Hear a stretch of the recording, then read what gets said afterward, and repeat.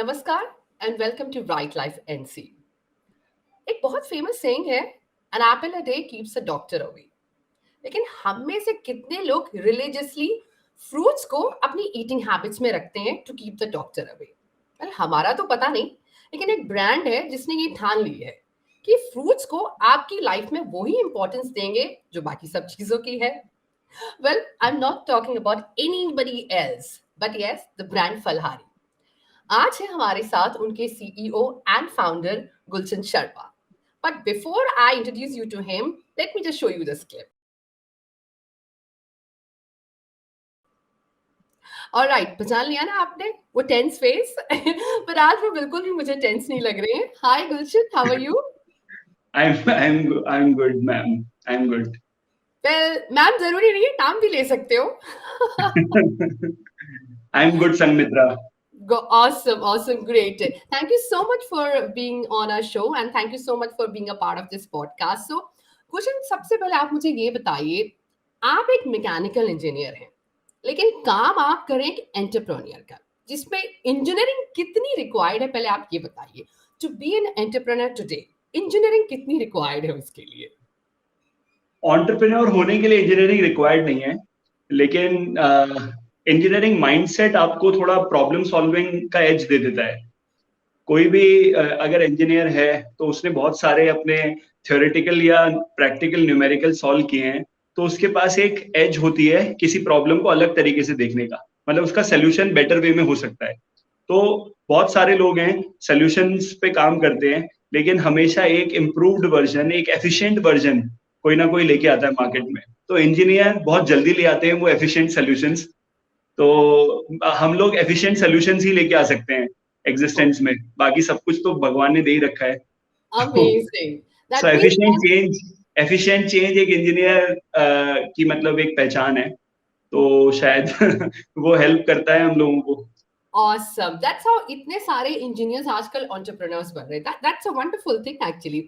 And second thing, चलिए आपके brand की ओर चलते हैं, फलहारी। जैसे ही ये नाम सुनते हैं, एटलीस्ट आई एम श्योर, जब मैं, मेरे जैसे जो लोग होते हैं, जब वो सुनते हैं, आई एम श्योर जो थोड़ा कल्चरली अपने आप को आई वुड से कॉन्शियस रखते हैं, तो सबसे पहले आता फलहारी।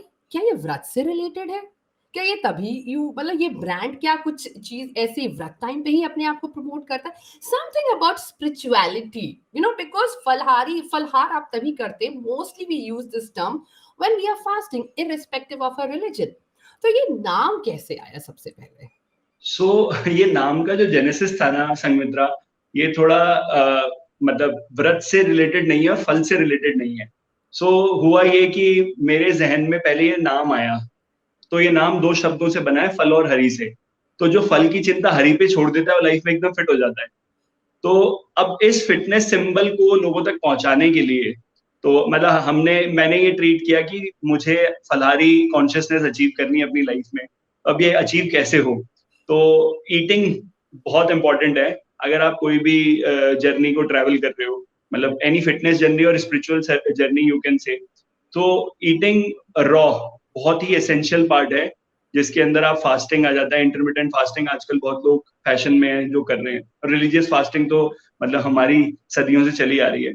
तो फलहारी को फ्रूट से लिंक करा टू प्रमोट, मतलब हम लोगों की तरफ लेके जाने लगे इस ब्रांड को फ्रूट्स की सर्विस के थ्रू। तो हमने स्टार्ट किया था subscription service of a box, fruit box, जिसमें हम डिफरेंट काइंड ऑफ फ्रूट्स, 5 तरीके के फ्रूट्स हर दिन एक सब्सक्रिप्शन सर्विस पे कॉर्पोरेट्स में प्रोवाइड करते थे। ब्रांड का जेनेसिस ऐसे हुआ। अच्छा, लेकिन इंजीनियरिंग आपने करी, फलहारी आपने क्रिएट किया, उसके बीच में क्या हुआ? उसके बीच में ये हुआ कि मतलब 2013 में मैं पास आउट हो रहा था, तो हम लोगों का 8 सेमेस्टर जो है इंटर्नशिप का रहता है। आप ऑप्शनल होता है कि अगर आपको रिसर्च प्रोजेक्ट मिल जाए तो आप 8 सेमेस्टर अपना ऑन जॉब ट्रेनिंग या रिसर्च में निकाल सकते हो 6 मंथ्स की। मेरा बहुत अच्छा जा रहा था और मेरी रिपोर्ट्स वगैरह सब कुछ बन गई थी। तो और मेरे को डेट भी याद है, 17 मई मैं अपने रिपोर्ट पे काम कर रहा था, लैपटॉप के सामने बैठा हुआ था, और मेरे आंखों के आगे एकदम से ऐसे ब्लर सा कुछ हुआ। तो मैंने मेरे बॉस को बताया, तो उन्होंने जल्द ही मेरे को ट्रीटमेंट के लिए एम्स ले गए। लकीली मैं ठीक हो गया। एक दिन बाद मेरा ऑपरेशन हुआ, मेरा रेटिना डिटैच हो गया था। तो ओह! वहां वो रेटिना डिटैच होने की वजह से मेरे दिमाग में फिर सेकंड थॉट्स आने लग गए। मैं ठीक हो गया, लेकिन मेरा दिमाग फिर खराब हो गया कि मुझे ये सब जो इतना इंटरेस्टिंग लग आई रहा think this line is really interesting कि मैं ठीक हो गया लेकिन मेरा दिमाग खराब हो गया। है। सो ये हुआ कि अब ये जो जो पढ़ाई कर रहा हूँ, इससे मेरी हेल्थ पे इतना इम्पैक्ट आ रहा है, और मैं मतलब बैलेंस नहीं कर पा रहा हूँ। तो मेरे को सारी किताबें जो मुझे इंटरेस्टिंग लगती थी वो सब बंद हो गई। ओह! और फिर मेरे को खाने पीने का बहुत शौक था पहले शुरू में, मतलब बाहर खाना, कॉलेज टाइम पे थे तो हर जगह एक्सप्लोर करना। तो मेरे को एक प्रॉब्लम नजर आती थी कि मेरी पसंद का खाना मैं किसी भी रैंडम जगह पे जाता हूँ, तो वो जो गैस है, वो गैस हमेशा सही नहीं लगता था। और मैं वही वही रेस्टोरेंट रिपीट करता था जहां मेरे को खाना मतलब अच्छा लग रहा है। जैसे फॉर एग्जांपल जो फेमस रेस्टोरेंट्स हैं इंडियन कुजीन वाले, हल्दीराम, बीकानेर वाला, या मतलब जो भी जिस भी सिटी के अंदर ट्रेडिशनल खाना होता है, वहीं वहीं हम लोग जाते हैं, क्योंकि रिस्क नहीं ले सकते किसी नई जगह को एक्सप्लोर करने का। तो मुझे करेक्ट। एक प्रॉब्लम लगी। सो पर्सनलाइज डिश रिकमेंडेशन इंजन बनाया मैंने। मेरा पहला प्रोजेक्ट ये था। तो उसका नाम था फीस्टिक। तो आप किसी भी रेस्टोरेंट में जाते हो, आप खुद से अपने पूरे मेन्यू में से 300-400 का जो मेन्यू है आइटम्स का, आपको 5 डिश वो रिकमेंडेशन इंजन सजेस्ट कर देगा कि आपके टेस्ट के हिसाब से आपको ये मतलब अच्छा लगेगा, रेस्टोरेंट का एक्सपीरियंस आपका अच्छा होगा। तो ओह हम लोग कुछ वाओ! सवाल, हाँ, तो कुछ सवाल पूछते थे कस्टमर से, तो हमने ऐसा पूरा रिकमेंडेशन इंजन बिल्ड करा था। तो इसका एंड गेम ये था कि किसी भी रीजन में आपकी फेवरेट डिश आप ऑर्डर कर सकते हो। जैसे आज स्विगी कर रहा है, उस समय स्विगी नहीं था, तो अभी रेस्टोरेंट ढूंढना पड़ता है और फिर जाना पड़ता है। आप अपनी डिश डालो, बेस्ट आसपास कहाँ मिलेगी, तो आप वहां से सीधा ऑर्डर करो। तो ये end game Wow! So that था। was your first venture. Yes, that Amazing. Was my first venture. लेकिन क्या हुआ, एक साल मैं, क्योंकि मेरा बैकग्राउंड मैकेनिकल इंजीनियरिंग का था, और एक साल बाद मेरे को मतलब लग नहीं रहा था कि हैंड्स ऑन मैं कैसे बिल्ड कर पाऊंगा इसे। सो इसको कॉल ऑफ किया दिसंबर 2014 में। और ये एक महीना बंद करने में जा रहा था, जनवरी 2015। 1 फरवरी 2015 को मैंने डोमेन खरीदा मेरे दोस्त के डेबिट कार्ड से। मेरे पास Oh, डोमेन खरीदने के उस दिन पैसे नहीं थे, तो यानी मैंने कि हर एक फ्रेंड जरूरी होता है। This is so true. बिल्कुल बिल्कुल, मैंने उसको फोन करा, भाई कितना रुपए पड़े? उसने बोला 700 रुपए पड़े। मैं बोला बिल्कुल ठीक है, 599 का डोमेन है, मेरे को अभी खरीदना है राइट नाउ। तो बोला कि इतनी जल्दी क्या हो रही है? मैं बोला नहीं, बहुत जल्दी है, तू अभी दे मेरे को। तो मैंने ऐसे फलहारी स्टार्ट हुआ। Wow, that is a beautiful journey. I mean, Falhari is like a journey of friends, you can say then. A so journey of friends and मतलब food. फ्रेंड्स, आपको मैं फ्रेंड्स के बारे में क्या, मतलब आप ये समझ लो, आज हम लोग यहाँ पे हैं तो फ्रेंड्स और फैमिली का जो सपोर्ट है, ऑब्वियसली इन्वेस्टर्स और जो भी इस जर्नी के अंदर हम लोगों को लेके आए हैं, लेकिन फ्रेंड्स एक बहुत एसेंशियल पार्ट होते हैं लाइफ का। मतलब मेरे इतने सारे दोस्त हैं, सबने अपना योगदान, मतलब मैं तो आपके सामने बैठा हूँ, वो मेरे पीछे बैठे हैं सारे मेरे Beautiful. को आगे लेके आने के लिए। So nice, so nice. And वहां से फलारी ने टेक ऑफ किया। आई एम श्योर हर्डल्स तो बहुत आई एंड स्पेशली आप जिस इंडस्ट्री से डील कर रहे हैं, फूड एंड बेवरेजेस, एंड आपका जो पर्टिकुलर आइटम है that is a perishable item, बहुत जल्दी यस। खराब हो जाता है। So how does this process begin? इसकी प्रोक्योरमेंट कैसे होती है? फैसिलिटीज कैसी है आपके पास इनको स्टोरेज करने के लिए? Then the delivery, I mean end user तक जब तक ये पहुंचता है। आपने बहुत सही सवाल पूछा। हम लोग डील कर रहे हैं पेरिशेबल गुड्स के अंदर। मेरे पापा की एक सेइंग थी कि कच्चे माल का धंधा इस तरह होता है कि समय रहते हुए अगर तुमने उसे बेच दिया तब तो ठीक है, नहीं तो वो तुम्हें बेच देगा। तो ओह, इतना इतना फोकस, ये लाइन हम लोगों के दिमाग में घूमती थी, मेरे और मेरी टीम के दिमाग में, कि हमें बहुत फोकस रखना है वेस्टेज के ऊपर। हालांकि हमने गलतियां की है, मैं ऐसा नहीं कहूंगा कि मैं शाहरुख खान हूं, मैंने कोई गलती नहीं की है, मैंने बहुत गलतियां की है। लेकिन बट यू वो लर्न फ्रॉम योर मिस्टेक्स। गलतियों से सीख सीख के हम लोगों ने पेरिशेबिलिटी पे थोड़ा एक जीत हासिल की है, मैं कहूंगा। इनिशियली मैंने आपको जैसा बताया, हमारा सब्सक्रिप्शन बिजनेस था, उसके अंदर बिल्कुल रिस्क फ्री काम करते थे हम लोग कस्टमर से सब्सक्रिप्शन के एडवांस में पैसे लेके आते थे, और हमारे हिसाब से 2-3 दिन का फल खरीद के लेके आते थे कि हम हमारे हिसाब से ही कॉम्बिनेशन बना के देंगे, कस्टमर के हाथ में नहीं देंगे कि वो कस्टमाइज करे। तो हमारे लिए बिल्कुल जीरो वेस्टेज, कि हमें रिस्क फ्री रहना है। 2 दिन का फ्रूट खरीदा, और उसके हिसाब से कॉम्बिनेशन बनाया, उतना ही खरीदा जितने पैसे आए हुए हैं, और सब्सक्रिप्शन के बॉक्सेस प्रोवाइड करे, छुट्टी, कोई एडहॉक ऑर्डर नहीं, कुछ नहीं। इस तरीके से हम लोगों ने बिजनेस को इवॉल्व करा कॉर्पोरेट्स के अराउंड। तो इनिशियली 3-4 साल हमें बल्क ऑर्डर्स, कॉर्पोरेट्स में अपफ्रंट जो पैसा मिल जाता है, या हम लोगों की डीलिंग हो गई कॉर्पोरेट के एंड पे, अगर एम्प्लॉइज को वो खिलाना चाहते हैं तो वो लोग फिक्स्ड एक मंथली हम लोगों को गारंटी देते हैं, एमजी देते हैं, तो उस हिसाब से प्रोक्योरमेंट होता था। तो तब तक तो सारी गाड़ी एकदम रिस्क फ्री चल रही थी। लेकिन कस्टमर ने हम लोगों को परेशान करना शुरू किया कि भाई अब ये नहीं चलेगा, ये जो सिंगल बॉक्स है हम बोर हो रहे हैं, आप कुछ इनोवेट करो।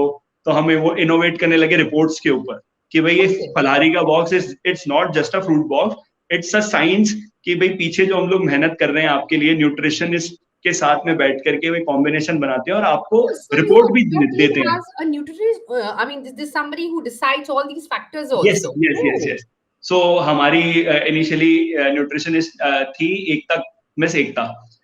एकता ने एकता सूद ने हम लोगों को, दिल्ली की काफी फेमस न्यूट्रिशनिस्ट है वो आज के टाइम पे, तो उन्होंने काफी हम लोगों को हेल्प किया, सपोर्ट किया हमारे कॉम्बिनेशंस में। हम लोग एक रिपोर्ट जनरेट करके देते थे कस्टमर्स को, जो हमारे सब्सक्राइबर्स थे, कि आज तुम्हारे बॉक्स में ये 18 से 20 माइक्रो न्यूट्रिशन में से फलहारी ने इतना % पूरा कर दिया। फॉर एग्जाम्पल हम लोगों को तो पता भी नहीं होता कि हमारी बॉडी में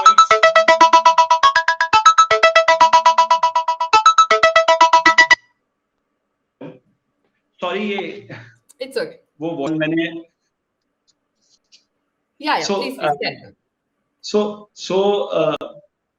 हमारी बॉडी में जो 18 से 20 माइक्रो न्यूट्रिशन की फुलफिलमेंट है, वो फलहारी कितना फुलफिल कर रहा है। फलहारी का जो बॉक्स है उसमें हम फ्रूट्स, नट्स और ड्राई फ्रूट मिला करके कस्टमर को पहुंचा रहे हैं।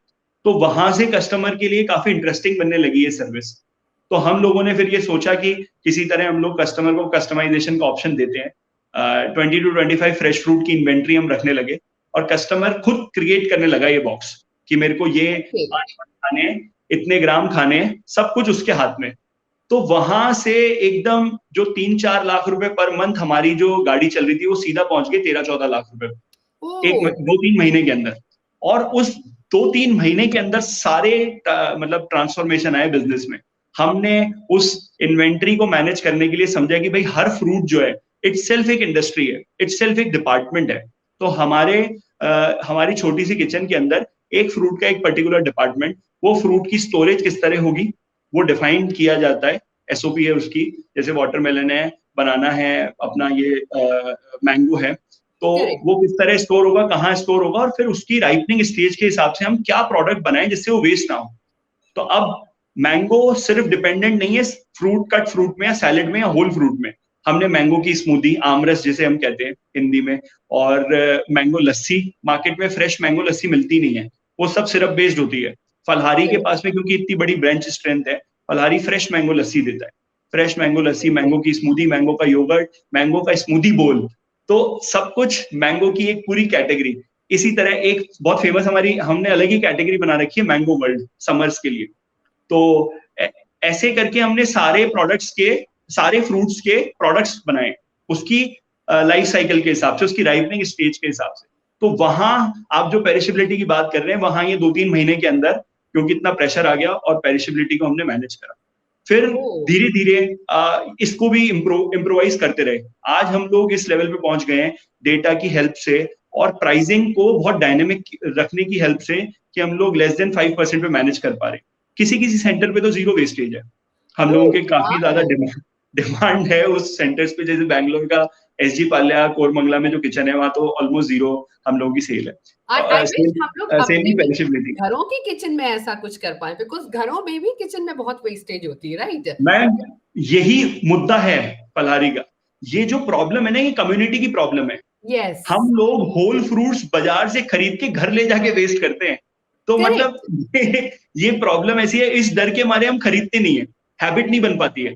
कि हम लोग मोटिवेट होते हैं 4-5 दिन हेल्दी रहेंगे, ये रहेंगे, खरीद लाए फ्रूट, और उसको मैनेज करने की ना तो इतना होश है और ना इतनी स्ट्रेंथ है। हम लोगों के पास और 50 काम है, तो इतना मोटिवेशन नहीं मिलता कि गुआवा को कब मेरे को फ्रिज में रखना है, कब बाहर रखना है। चीकू पक गए तो उसको कब हमें रैपर से निकाल करके फ्रिज में रखना है।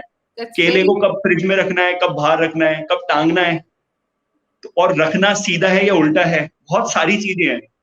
तो ये कम्युनिटी लेवल की प्रॉब्लम है जो फलहारी सॉल्व करना चाहता है कि भाई तुम फल की चिंता फलहारी पे मत छोड़ो। करो। तो हमारा स्लोगन है, आप कर्म करें, फल की चिंता फलहारी पे छोड़े। तो Oh, that हम is so we beautiful. We will take care of everything required for fruits, you just do your work. You just do your work, and yes, फल की चिंता फलहारी पे छोड़ दो, as you said, beautiful line, for your brand. So Gulshan, Phalhari brand start हुआ, establish हुआ, investors आए, फ्रेंड्स ने हेल्प करी, फैमिली ने हेल्प करी, शार्क टैंक कैसे हुआ? सो एक्चुअली शार्क टैंक ऐसे हुआ, मेरा फ्रेंड है पंकज, उसने मेरे को फोन किया कि यार ये ऐसे एप्लीकेशन सोनी के ऊपर दिखा रहा है, शार्क टैंक इंडिया में आ रहा है, तू भी अप्लाई कर, तू भी अप्लाई कर। और मैंने देखा ठीक है, करते हैं। और डेडलाइन चली गई 15 जुलाई, मेरे ख्याल से 15 जुलाई या 15 जून डेडलाइन थी। फिर मुझे होश आया जिस दिन डेडलाइन 16 जून हो गई, मुझे होश आया यार ये तो अप्लाई करना है और ये तो मिस हो जाएगा, पहली अपॉर्चुनिटी है, नहीं नहीं गुलशन करना है। मैं मेल वेल लिखने लग गया सोनी मीडिया में, और सोनी वालों को मेल लिखा कि प्लीज कंसिडर आवर एप्लीकेशन, ये करके मैंने भेजा। और उनका मेल रिवर्ट आ गया 10-15 दिन बाद कि वाओ, आप ये लिंक है, इस लिंक के ऊपर अपना प्रेजेंटेशन और ये सब भेजो, तो we have considered your profile और आप भेजो। तो शायद हम लोग लकी थे, तो हमने प्रोफाइल भरी, फिर हमें ऑडिशंस के लिए बुलाया। तो आखिरी दिन मेरा ऑडिशन हुआ 28 सितंबर को। सो वो ओके, बहुत ही एकदम एकदम फिल्मी स्टाइल में हम लोग पहुंचे। मुंबई में ऑडिशन था, दिल्ली में तो ऑडिशन शुरू में ही हो गया था अगस्त में ही। तो ओके, एंड में जुलाई अगस्त में ही हो गए थे ऑडिशन। हर रीजन में अलग अलग जगह पे ऑडिशंस लिए थे इन लोगों ने। तो हम लोगों का बोला कि यार बॉम्बे आना है तो आ जाओ, आखिरी दिन है, ऑडिशन दे दो। तो हमने ऑडिशन दिया, फिर हम लोग लकीली सेलेक्ट हो गए। तो सेलेक्ट भी ऐसे टाइम पे हुए, 18 नवंबर को मेरे को कॉल आता है कि आपको कल आना है।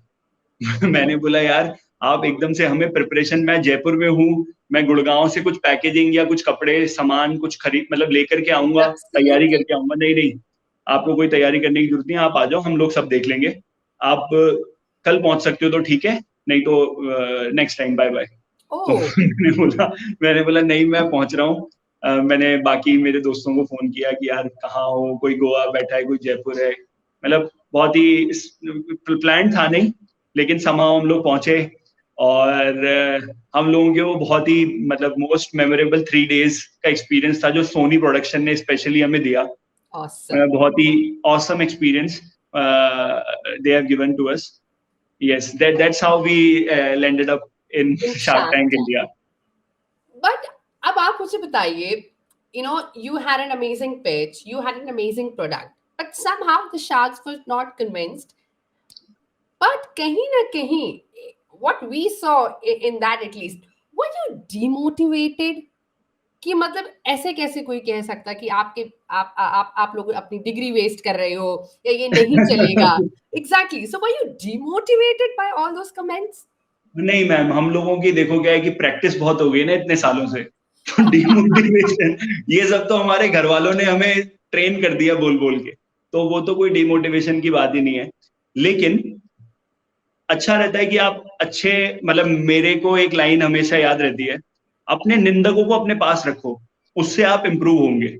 अपने शुभ शुभ चिंतक तो ठीक है, आपको अच्छा अच्छा बोलेंगे, लेकिन आपके जो निंदक हैं वो आपको मोटिवेट करेंगे, प्रेरित करेंगे थोड़ा और इम्प्रूव करने के लिए, ट्रिगर करेंगे, इंजेक्शन लगाएंगे।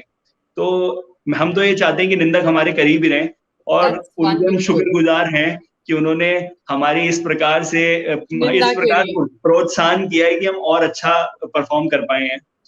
तो तो यानी कि आपने जैसे ही वो ओवर हुआ, सो आई थिंक, और यू वर मोर डिटरमाइंड कि may so be it determined hasn't नहीं, be worth actually it, but actually we क्या नो। होता है मैम, क्या होता है कि पर्दे के पीछे और पर्दे के आगे चीजें अलग अलग होती हैं। तो आप लोगों ने जो देखा वो 10 मिनट का एक क्लिप देखा है, 1 घंटे का डिस्कशन था, उसके पीछे बहुत सारी चीजें मतलब कट करी गई हैं, एडिटेड की गई हैं, कुछ आगे एंड की बातों को पहले दिखाया गया है, तो वो पूरा मसाला तैयार किया है। तो सोनी प्रोडक्शन वालों ने सो बोला कि जैसे जैसा बाकी रियलिटी शोज में होता है कि थोड़ा सा मतलब एकदम से ऑडियंस को अपने ऊपर ध्यान आकर्षित करने के लिए वी नीड टू से दीस काइंड ऑफ थिंग्स कि बिल्कुल मतलब एवरीबॉडी इज लाइक स्टम्प कि ये क्या हो गया एकदम से। नहीं, सो वो व्हाट इज था दैट तो सब फीलिंग यू कुछ, थिंक? नहीं ऐसा कुछ नहीं था, था तो सब कुछ लाइव ही वहां पे। लेकिन मोस्टली ऐसा हो रहा था कि हम लोग हमारा पिच दिया, पिच देने के बाद में वो आपस में काफी, तो हम पैसा डालेंगे, और 10 मिनट का क्लिप दिखाया है, तो बहुत सारी चीजें उसमें से डिलीट हो गई हैं। तो सो और साथ साथ ऐसा होता है कि आप 10 मिनट में या 15 मिनट में 7 साल की जर्नी को जज नहीं कर सकते हो, आपको ट्रू। सुनना पड़ेगा। तो वहां पे वो क्या है कि आपस में ही इतना क्लैश होने लग गया, पैसे मैं डालूंगा नहीं, तुम क्यों बोल रहे हो, तुम चुप हो जाओ, तो सामने से जो बोल रहा है उसको मतलब सुनने का टाइम ही नहीं मिल रहा है, और टाइम मतलब मिल भी रहा है तो फिर वो कितना दिखाया गया है ऑडियंस को, वो हम लोगों ने जो बोला है, मतलब इतना मैंने प्रोडक्ट के बारे में, हिडन हंगर के बारे में वो सब दिखाया ही नहीं है कि why we are doing this, मतलब कितनी सीरियस प्रॉब्लम है ग्लोबल लेवल पे, जो हिडन हंगर है, न्यूट्रिशन की करेक्ट। डेफिशिएंसी की वजह से हमारी बॉडी के अंदर इम्यूनिटी कम कम होती जा रही है, और कोई भी वायरस आसानी से बॉडी में घुस जाता है। तो वो सारी बातें वहां पे रखी गई, वो सब कुछ दिखाया नहीं है। तो वहां तो ऐसा ही लगेगा ना कि बट आई थिंक अब हमें जरूर पता चल रहा है कि yes there was larger picture, वो उतना सा नहीं था, there was a larger picture to it. Obviously obviously so काफी सारे पॉइंट्स थे। तो अब यही है कि जिस तरह, अब मुझे तो ये लगता है कि उस समय तो ऑब्वियसली सबको बुरा लगेगा, लेकिन मुझे लगता है कि over a period of time लोगों के अंदर क्यूरियोसिटी इसलिए बनी कि यार ये इतने सालों से कर रहा है, ये बेवकूफ तो नहीं, चलो इससे सुनते हैं, क्या करेक्ट। क्या है ये, क्यों है ये। सो हमारे लिए ये बेनिफिट रहा। अगर अगर हमारा इतना कंट्रोवर्शियल नहीं होता तो शायद लोग आज याद नहीं रखते, बहुत सारे पिचेस हुए हैं, लेकिन एब्सोल्युटली। फलहारी को याद रखा जाता है, फलहारी को बुलाया जाता है हर जगह बोलने के लिए। तो दैट्स वेरी ट्रू। शायद ये एंड ब्लेसिंग में व्हाट कन्वर्ट हो गया। लाइफ आफ्टर शार्क टैंक, मतलब शार्क टैंक हो गया, सब हो गया, मतलब जो भी था, अच्छा लगना बुरा लगना, everything just ended there, right? Now you are back to reality. What happened after shark tank? कितने investors, not just from the sharks, I would say from that very particular show, but बाकी ऐसे आपको कितने लोगों के फिर calls आए? सो हम लोगों को आप मानेंगे नहीं, पूरे ग्लोबल लेवल से 400 से ज्यादा फ्रेंचाइजी की रिक्वेस्ट आई। ये बहुत ही ओह। एक एक मतलब अनइमेजिनेबल नंबर है। हम लोगों ने बस वहां पे वेबसाइट पे फ्रेंचाइजी वाला डाला था इंक्वायरी फॉर्म, 400 लोगों ने, मतलब इनफैक्ट फिलीपींस से भी फ्रेंचाइजी रिक्वेस्ट आई है, न्यूयॉर्क, कनाडा, मतलब हर जगह से, हर देश से ऑलमोस्ट हम लोगों को फ्रेंचाइजी की रिक्वेस्ट आई। तो लोगों ने काफी पसंद करा ये मॉडल कि यार होना चाहिए, एक्चुअल प्रॉब्लम है ये। सो एक तो ये है, बाकी हमारे रेवेन्यूज काफी बढ़ गए, क्योंकि हम लोगों को शार्क टैंक के बाद में, चलो ठीक है, 1 महीना 2 महीने बाद लोग ट्राई कर लेते हैं, बाद में ट्राई नहीं करते हैं, हम लोग ट्रोल होने लग गए, छोटे ओके। छोटे क्लिप्स बनने लग गए हम लोगों के ऊपर। तो वो स्टोरी खत्म हो ही नहीं रही थी, तो लोग ट्राई करे जा रहे थे, ट्राई करे जा रहे थे, तो हमारा रेवेन्यू काफी इंक्रीज हुआ, almost 2.5 times we have increase overall revenues. और दैट्स शार्क टैंक के वंडरफुल। बाद एक हाँ अच्छी चीज ये हुई है कि हम लोग कहीं भी नई जगह सेंटर खोलते हैं तो हम लोगों को मतलब अननेसेसरली मार्केटिंग के अंदर पैसा बर्न करने की जरूरत नहीं है। हम लोग प्लेटफॉर्म के ऊपर, जैसे स्विगी जोमेटो है, वहां पे प्लेटफॉर्म के ऊपर थोड़ा एड चलाते हैं, लोगों को अवेयरनेस हो जाए कि Phalhari is now available in this region, और हमारे ओके। ऑर्डर्स आने लग जाते हैं। सो ये ऑलराइट। काफी एक चेंज आया है। और एक और चेंज जो आया है फला मतलब शार्क टैंक के बाद में, मतलब लोग सुनना चाहते हैं हमसे, लोग जानना चाहते हैं दे हमारे वांट टू बारे नो में, योर लोग जानना स्टोरी। चाहते हैं फलारी के बारे में। तो ये, एब्सोल्युटली। तो भगवान उनका भला करे, पांचों लोगों का। उन लोगों ने अमर कर दिया हमें। That's very true. And as you said कि आपको इतनी request I for franchises, so do you have plans to go global one day? Yes, Oh, we have plans, but हम लोगों को एक बार थोड़ा इंडिया में कुछ सिटीज को सॉर्ट करना है, सेट करना है, प्रॉफिटेबिलिटी बिल्कुल लेके आनी है बॉटम लाइन में। मतलब अच्छे से प्रूवन मॉडल होगा तब हम लोग ओवरसीज जाएंगे, मतलब प्रूवन मॉडल है ऑब्वियसली, लेकिन हम लोग थोड़ा सा ज्यादा एग्रेसिव और ज्यादा इंटेंस जाना चाहते हैं region wise. region we wise. Want to be मतलब this category, we want this category to be affordable. तो ओके। अफोर्डेबल जब बनेगी जब वॉल्यूम बहुत ज्यादा इंक्रीज होगा। वॉल्यूम जब इंक्रीज होगा जब हमारा फोकस एक ही सिटी पर होगा, एक सिटी पर बहुत सारे आउटलेट्स हम लोग ऑपरेट जब करेंगे, तब हम लोग खुद की वेयर हाउसिंग डायरेक्ट फार्मर्स से प्रोक्योर कर पाएंगे, और वहां पर लॉजिस्टिक और मतलब ये प्रोक्योरमेंट की कॉस्ट कटिंग होगी। तब हम लोग बहुत मतलब तब प्रॉफिटेबल अच्छे लेवल पे होंगे। तब किसी भी फ्रेंचाइजी के लिए डे वन से होगा कि यार I am doing a profitable business. तो कोई भी अपना पैसा इन्वेस्ट करेगा तो 1-2 महीने में उसको लगेगा कि यार मैं एक अच्छा प्रॉफिटेबल बिजनेस कर रहा हूँ। वो हम चाहते हैं। हम नहीं चाहते जबरदस्ती 20 फ्रेंचाइजी ली, 10 बंद हो गई, कोई फर्क नहीं पड़ता, लोगों के पैसे डूबे तो हमें क्या। हम ऐसा नहीं चाहते। ओह, हम दैट्स चाहते हैं 1 रुपया भी कोई इन्वेस्ट करे, क्योंकि हमने पैसों की कीमत जानी है हमारी बूटस्ट्रैप जर्नी की वजह से। हर 1 रुपया इंपॉर्टेंट है, करेक्ट। चाहे वो मेरा हो। अब हैबिट ऐसे बन गई है या किसी और का हो वेस्ट नहीं होना चाहिए। जस्ट तो लाइक यू सेड कि आपके जो आपका जो ब्रांड है Phalhari, that also believes in no wastage. Yes, And as your thought process says that no wastage, irrespective it's money or it's fruits. No, let's not waste. Now that's an amazing line, to pull up the show ahead. And Gulshan, you are listed in Forbes 30 under 30. Now, how big is that? Because Forbes का नाम सुनते ही लगता है these are tycoons. इनके सामने it's like these are millionaires and billionaires, and they're like they've done something so different in life that they are listed in Forbes, because Forbes का एक अपना ही aura है. So how was that for you when you got to know that? So Forbes की एक अलग ही journey है मेरी, मतलब फोर्ब्स अंडर 30 का। सो एक्चुअली क्या हुआ, मैं मतलब देखता था लोग लिखते थे फोर्ब्स अंडर 30 एशिया और मतलब यूरोप, यूएस। तो मैंने थोड़ा सा फिगर आउट करा कि मैं कौन से रीजन में आता हूँ, एशिया में आता हूँ, तो मुझे अप्लाई करना चाहिए। तो अप्लाई कैसे करते हैं मुझे कुछ आइडिया नहीं था। तो मैं राहुल से बात करी। मैंने राहुल को बोला यार भाई फोर्ब्स अंडर 30 के अंदर अप्लाई करना है। पागल है क्या, वो बहुत हाई फाई चीज है और उसके Just like we लिए all think, it's a very hi-fi thing, hi as I fi said. चीज है Yes. फोर्ब्स अंडर 30, और उसके लिए कोई आपको नॉमिनेट करता है, कुछ अलग प्रोसेस होता है। उसने ऐसे बोला। मैं बोला यार नहीं, मेरे को तो बोला चल तू फिर तू कर ले यार, ठीक है जैसा तेरे को लग रहा है। मैंने बोला यार थोड़ा बता कैसे फाइल वाइल करना है। तो मैंने खुद से पहले ये सवाल पूछा, क्या तुझे ये लगता है फाइल, मतलब मैं फॉर्म फिल कर रहा था उससे पहले, कि तू अंडर 30 है खुद, मतलब खुद को महसूस होता है कि तू 30 लोगों में से है जो 30 साल की कम उम्र में है। तो मुझे लगा कि हाँ मैं वैसा हूँ। तो मैंने उस कन्विक्शन के साथ में फॉर्म फिल किया। और शायद आप मानेंगे नहीं संगमित्रा, मैं यूजुअली जो ये कंटेंट वाला काम है, मैं मेरे फ्रेंड से काफी हेल्प लेता हूँ। मैंने इसको फिल करने में, मतलब जो भी फिल करना है, चाहे जैसा भी फिल करना है, सही गलत मैं खुद ही फिल करूंगा, मेरी भावनाएं सारी उतरेंगी, क्योंकि मेरे बारे में ही सवाल थे उसमें। तो काफी बड़ा फॉर्म था। तो मैंने पहले नॉमिनेशंस का फॉर्म भरा। मैं मेरी बेसमेंट में बैठा हुआ था और जहाँ हम लोगों की पहली वर्कशॉप थी। तो बार बार डिस्कनेक्शन हो रहा था। 5 दिसंबर की बात है, मेरे को अच्छे से याद है, लास्ट डेट थी वो। मतलब बार बार वो मतलब हम मेरे को वो करना पड़ रहा था, फॉर्म रीलोड करना पड़ रहा था, लेकिन वो फिल ही नहीं हो रहा था। फाइनली 3 घंटे लग करके वो फॉर्म अपलोड हुआ। वो लास्ट डेट Oh. थी। तो मेरे को लग रहा था पहले तो कि शायद हो सकता है इनका सर्वर डाउन है, ये अपलोड ही नहीं होगा, लेकिन फाइनली वो अपलोड हो गया। और 27 जनवरी की बात है, वो मेरे पास में मेल आया, you have been nominated for Forbes under 30, कि आप Wow. सेमीफाइनल राउंड के लिए सेलेक्ट हो गए हो।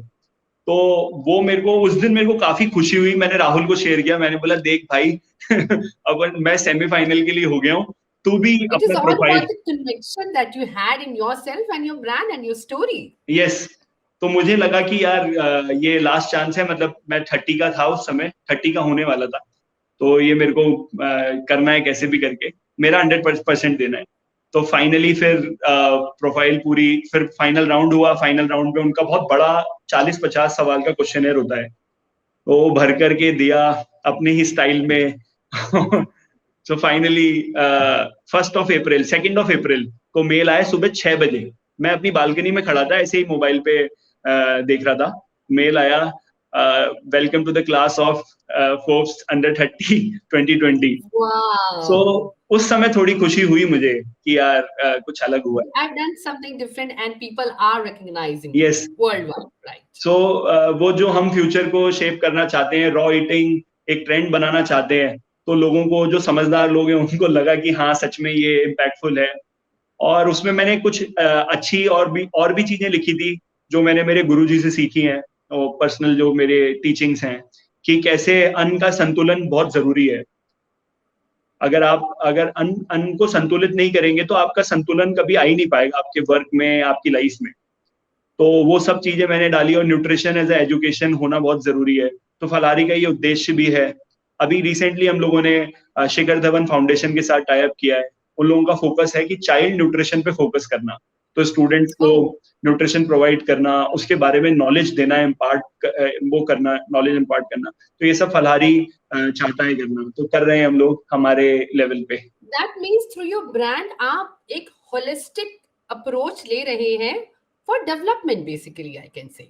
It's just not a journey of an entrepreneur. It's a basically journey of human beings, I can say. कि आपको fit रहना है, लेकिन you have to give back to society also, and there are different ways to go back to society. Society नहीं, संगमित्रा जी, मैं यहाँ पे थोड़ा बोलूंगा आपको। मेरा सोसाइटी से कोई लेना देना नहीं है। देखो मैं मैं ये बिलीव करता हूँ कि अगर आप जैसा दोगे वैसा आपको मिलेगा, तो एट द एंड आपका फायदा होना है। तो सोसाइटी आपके लिए एक, ये समझ लीजिए, एक हेल्पिंग हैंड है। अगर आप उनके लिए जैसा, मतलब जैसी अभी आप इस प्लेनेट पे अकेले क्यों नहीं हो, क्योंकि ये लोग सब आपकी हेल्प करने के लिए। हेल्प कब करेंगे? जब आप इनकी हेल्प करोगे। इनकी हेल्प मतलब आप अपनी अदरवाइज हेल्प करना चाहते हो, और कोई जरिया नहीं है। तो मतलब आप Correct. दूसरों को खुश रखोगे तो ऑटोमेटिकली खुद खुश हो जाओगे। तो मोटिव ये है कि आप चेंज तो हम कर ही नहीं सकते ना। मैं अगर ये सोच लूं कि मैं ये कल्याण करने निकला हूं, मैं सेवा करूंगा लोगों की, ये सब मेरा तो बिल्कुल भी मोटिवेशन नहीं है। मेरा ये मोटिवेशन है, जो खुद कर रहे हैं कोशिश करनी है उसको लोगों को बताना है, जिससे आपको वही वापस से रिकॉल कराएं कि भैया ये करना है तेरे को। So That's ये very ये wonderful. And मोटिवेशन on है। that note, I would like to ask you one last question before we let you go. कि जो budding entrepreneurs हैं, जो बिल्कुल आपके जैसे हैं, it's like, you know, all those young people who want to do something else. And आजकल if you talk about millennials and zillennials, तो उनको तो केवल और केवल, you know, they are focused about कि I have to have my startup and I have to move ahead in life. It's just not about कि मुझे एक नौकरी करनी, नहीं, that's like पुराना जमाना.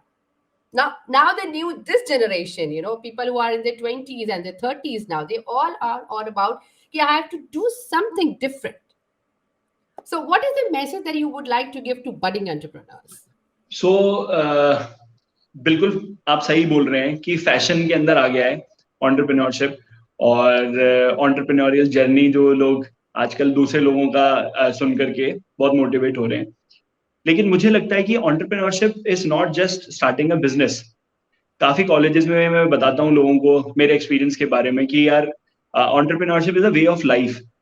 How you are living your life is a entrepreneurial mindset. अगर आप वैसे देखते हो तो बाय डेफिनेशन एंटरप्रेन्योरशिप होता है कि आप रिस्क लेते हो अपने काम में।